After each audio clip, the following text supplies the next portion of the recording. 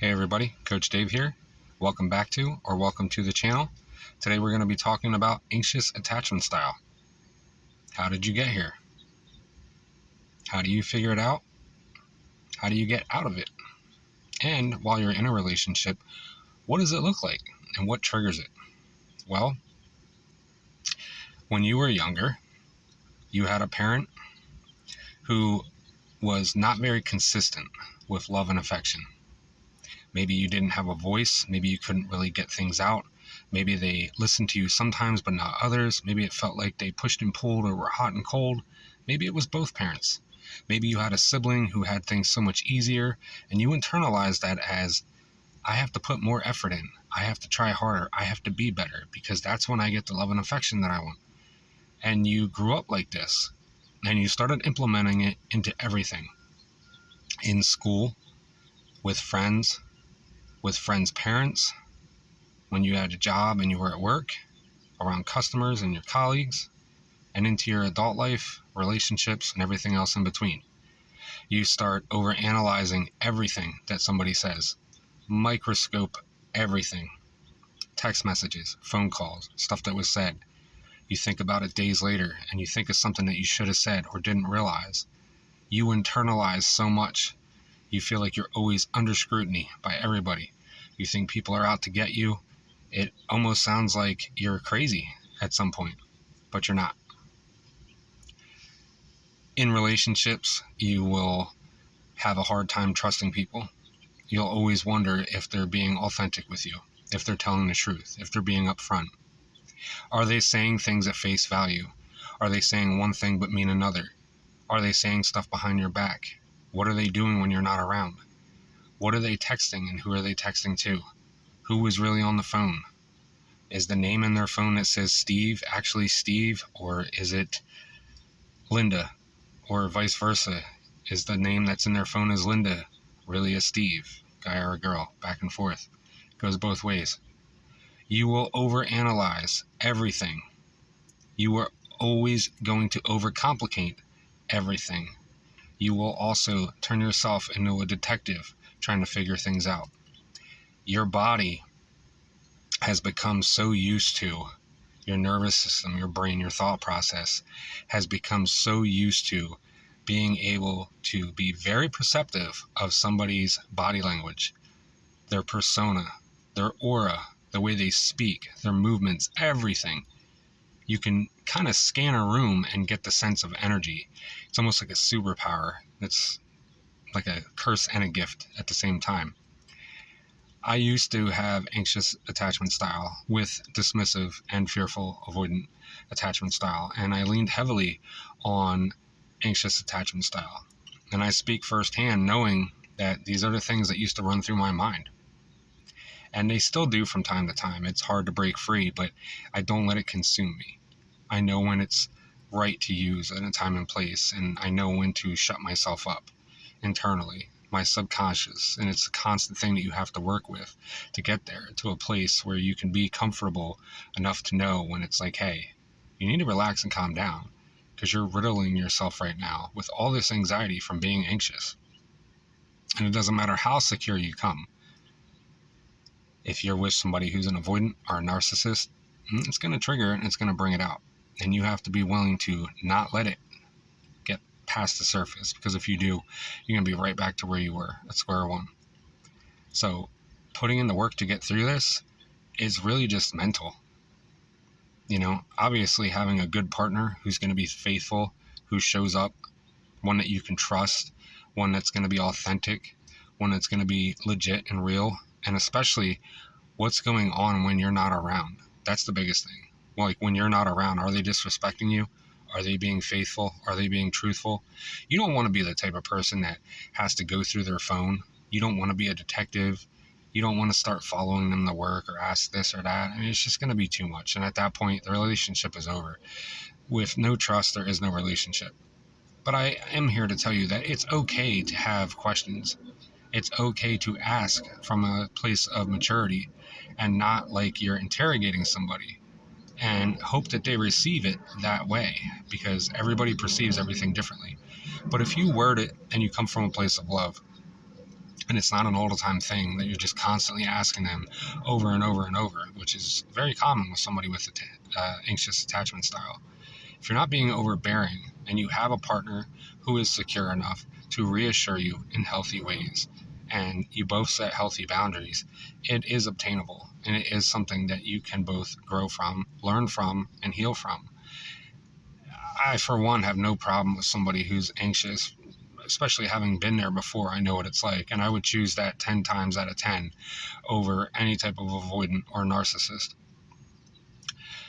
You're not clingy, you're not asking for too much, but you have to do it from a place where you really mean that, and you learn that it's okay to have these thoughts and feelings, when to suppress them and when to not suppress them, and just be open and honest with your partner. And more often than not, an anxious person is going to end up with a narcissist or a avoidant of whatever type, because it's chaotic. And it's not that you want somebody that is emotionally unavailable, but you're used to that push-pull dynamic. You're used to overexerting yourself. You're used to putting in more effort than is needed, and over analyzing and over expressing and over talking everything. So that feels natural to you, unfortunately. And you chase. And when they pull away, when they evade, when they avoid, when a narcissist is a narcissist and the love bombing's gone, the honeymoon phase is gone, and they don't give you any clarity and they don't give you any reassurance, and they just rob you of all those basic human needs, it really destroys you, and it sets you down a dark path, because you will just obliterate your nervous system and your mind. And at that point, you just become a detective. And you almost have to, right, to get answers and clarity and closure. And it's just going to push the partner away even faster, because they're already annoyed as it is, right? And it's not fair to you. It's not.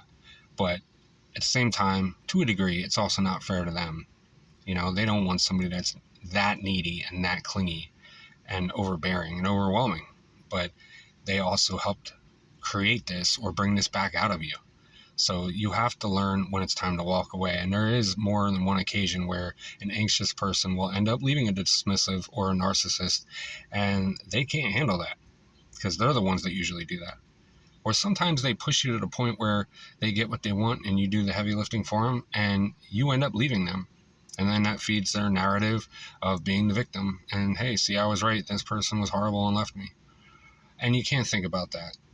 You can't be wanting to have everything from their plate on top of yours, and then you're so focused on fixing everything and worrying about them that nothing that you want gets satisfied. And the breadcrumbs don't fill you up when you're so hungry for the meal, and they just won't give it to you. They won't give you that clarity. They won't give you that closure. They're not going to give you the answers that you're seeking. And it's a sad thing, but it's the real reality of it all.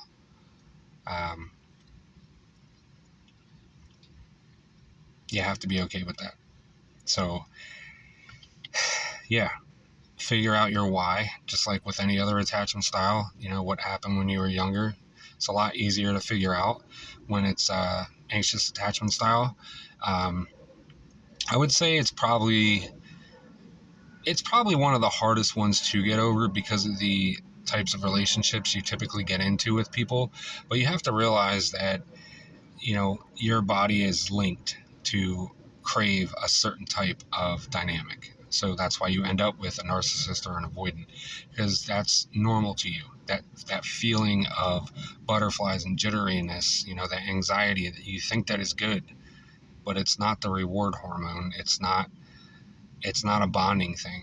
Okay. Like it's actually bad. And you have to let your body learn that that's bad.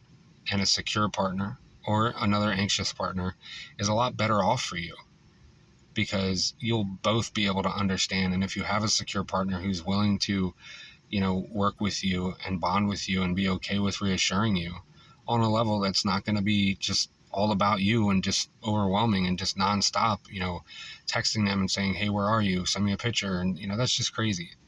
But gentle, loving, reassuring ways. And you make it known, right? And they come to you. You don't just be overbearing and constantly have to be around and bug them and call them and text them. And I've been there. I know you're going to get these text messages. You're going to overanalyze them. You're going to go through every single word tons of times. You're going to think that it's said one way, and then you're going to say something instead of letting it go, and it's just going to blow up in your face. And then you're going to feel bad. You're going to think you need to send this message that you really don't, and if you just have patience, they'll get back to you. You're going to think that if you send too much, you're going to be annoying. You're going to think if you don't send enough, that it's going to be bad. You're just going to be back and forth. And the only way to do it is to gently calm yourself. It's almost like having a panic attack. You have to get to a place where you can gently allow yourself to feel these things. And you talk to yourself, as silly as that might sound, internally talk to yourself in your subconscious to shut these things down. Take your time, take your peace, relax, message yourself, whatever you got to do, write it down, talk to somebody, but you have to calm yourself down. It can't just be on your partner, right? They're not there to be your mommy and your daddy and hold you 24/7 and fix everything for you. You have to be willing to put in that work and effort as well, and they will meet you there when you need that gentle push and reassurance. But you can't just rely on them solely, or it's going to be them as the band-aid and not you actually healing and fixing and growing out of this. You have to constantly tell yourself it's okay. And if you are in a relationship with a narcissist or avoidant, I highly recommend, unless it's going to be, well, with a narcissist, I recommend you just run. I mean, I'm being straight up, just run. If it's an avoidant and they're actually going to put in the time and effort, and like previous videos, I talked about this, it's a possibility that that can work. But when they're trying to heal, if they're actually doing the work, like my previous video series said, it's going to be really hard, unfortunately, for them to do what they got to do if you're being that way, because you just naturally lean on being clingy and overbearing. And it's not always bad because of how you were raised, but they're going to be in a mindset where they're not going to be able to handle theirs and yours. Like you will be handling theirs and putting yours aside. They don't typically do that for you. So if you can get to a place where you can reassure yourself and learn how to do that, repetition is the mother of all skill. The more you do that, the more you quell those voices and those thoughts and feelings. Have patience with yourself and your partner. Gradually, you will learn and see that you don't need to have this anxiety and these feelings and thoughts and emotions and let them run wild. And things will get better and smoother for you over time. It takes time. If you have any questions, comments, concerns, drop them below. Video ideas, drop them below. I appreciate you guys for watching, and I'll catch you in the next one. I do apologize for some of the glitchy and lag. I don't know what's going on. It's been happening a little bit here and there lately. I'll try to get that fixed so we don't have to keep dealing with that. Thanks a lot for watching. I'll see you guys in the next one.